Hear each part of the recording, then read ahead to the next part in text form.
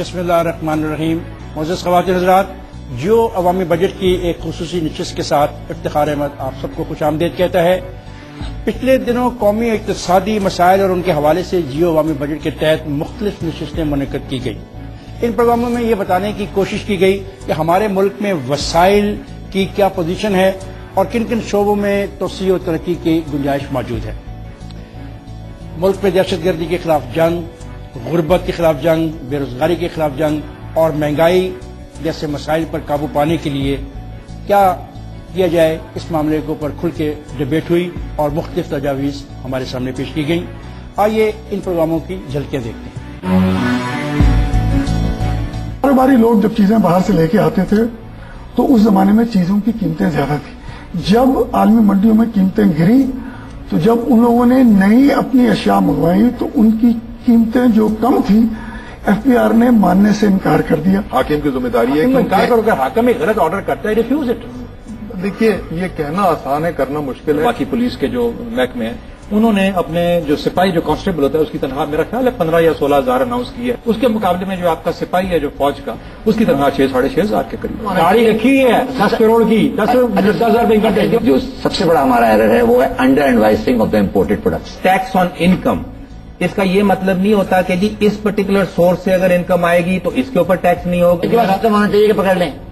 अब मेरा खिलाफ ये है कि जो सिस्टम अगर आ भी गया उसने कहना है कि 10 लाख रुपए मेरे पास आए थे, मेरे भाई ने टीटी भेजी दुबई से और वो ऑफिशियल है। हालात गैर मामूली है और इसमें कोई शक नहीं है कि ये मुल्क की बका का मसला है। इसी हवाले से मैं जिस चीज की वजाहत करना चाहता हूँ कि कुछ जो बहरान है जिनका जिक्र पहले हो चुका हो, दहशतगर्दी के खिलाफ जंग का, IDPs के हवाले से, उसमें 2-3 और बहरानों का जिक्र नहीं आया। मैं इसलिए उनका जिक्र करना चाह रहा हूँ कि मैं समझता हूँ कि ये ना हो कि IMF का जो स्टेबलाइजेशन प्रोग्राम है वो ऑपरेशन कामयाब हो जाए और मरीज जो है जिसकी बका का मसला है वो वफात पा जाए। ये 700 अरब रुपए जब गवर्नमेंट बोरो करेगी तो government will become a desperate borrower और मार्केट फिर गवर्नमेंट को एक्सप्लॉइट करेगी। ये इंटरेस्ट रेट कम करने की भी बातें हो रही हैं कि इन्वेस्टमेंट जो है वो इंटरेस्ट रेट कम करना चाहता है। आपने अभी पुरानी फिगर्स जो इस साल की रवा माली साल की फिगर्स हैं, आप देखें PSTP का साइज तकरीबन आपका जनाबे वाला बन जाता है 550 अरब रुपए। उसमें से फेडरल गवर्नमेंट का 400 है और 150 अरब सूबाई का है। बिलखसूस सूबाई प्रोग्राम्स पे आप नजरसानी करें और फेडरल पे भी करें तो इस पे मैं वसूख से कह सकता हूं बगैर किसी फिगर्स देखे हुए कि 20% इस वक्त भी आप 20-30% आप इसमें से निकाल सकें। इस वक्त अगर आप चाहते हैं कि इस मुल्क में PSDP खर्च हो और सही तरीके से खर्च हो तो उसको आपको डिवॉल्व करना पड़ेगा, इसको प्रोविंसेस को देना पड़ेगा। शायद भी इंडायरेक्टली मेरा ख्याल यही बात कर रहा है कि आप इस्लामाबाद का साइज थोड़ा सा करना पड़ेगा फाइनेंशियली। सर मेरी बात को मैं समझे में क्या कह रहा हूं, मैं कह रहा हूं 400 बिलियन फेडरल गवर्नमेंट के हाथ में दिया हुआ है आपने, उसकी डिलीवरी को आपने क्या परफॉर्मेंस मेजर से चेक किया है?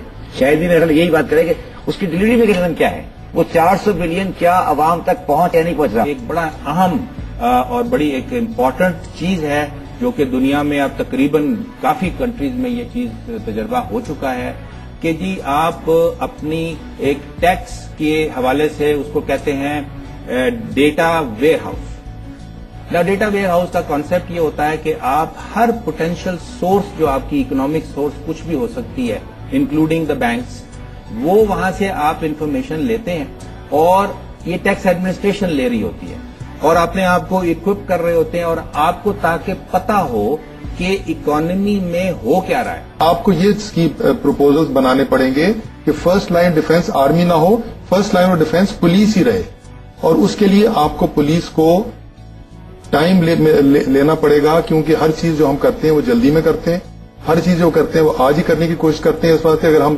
पैसे भी दे देते हैं तो रिक्रूटमेंट बहुत जल्दी हो जाती है, ट्रेनिंग नहीं होती, अल्टीमेटली वो फोर्स जो खड़ी होती है वो बेकार होती है। जियो अवामी बजट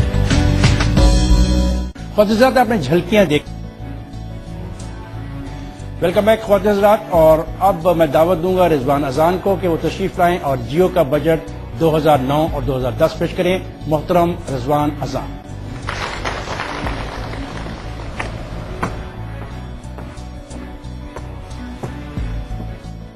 मुअज़्ज़िज़ ख़वातीन व हज़रात, अस्सलाम वालेकुम। आज के ऐवान में जियो अवामी बजट बराए माली साल 2009-2010 की तकरीर के लिए मैं हूं रिजवान अजान। آج ہم جیو عوامی بجٹ کی کمیٹی کی سفارشات کی روشنی میں تیار کردہ بجٹ تجاویز اور اقدامات کی تفصیل بیان کر رہے ہیں۔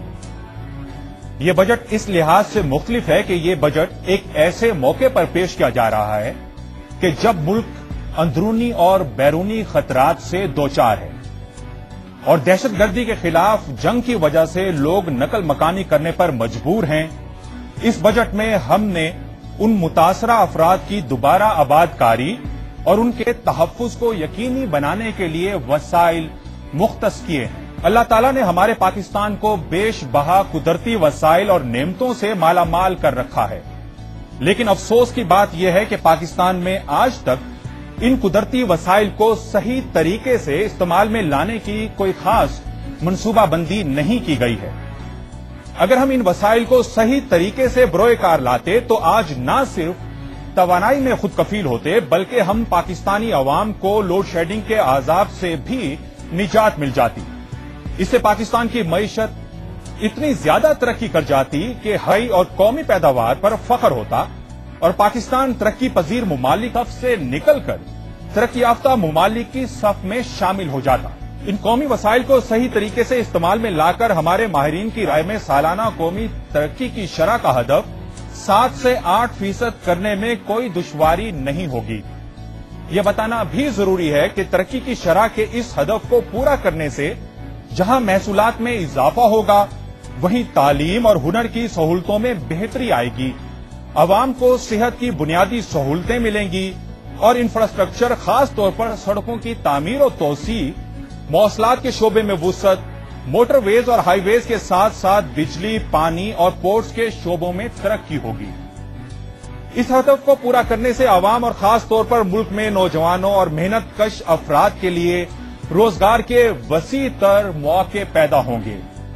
اس کے علاوہ ہر اس خاندان کی کفالت کے لیے مواقع اور وسائل بڑھیں جو غربت کی لکیر سے نیچے زندگی بسر کر رہے ہیں۔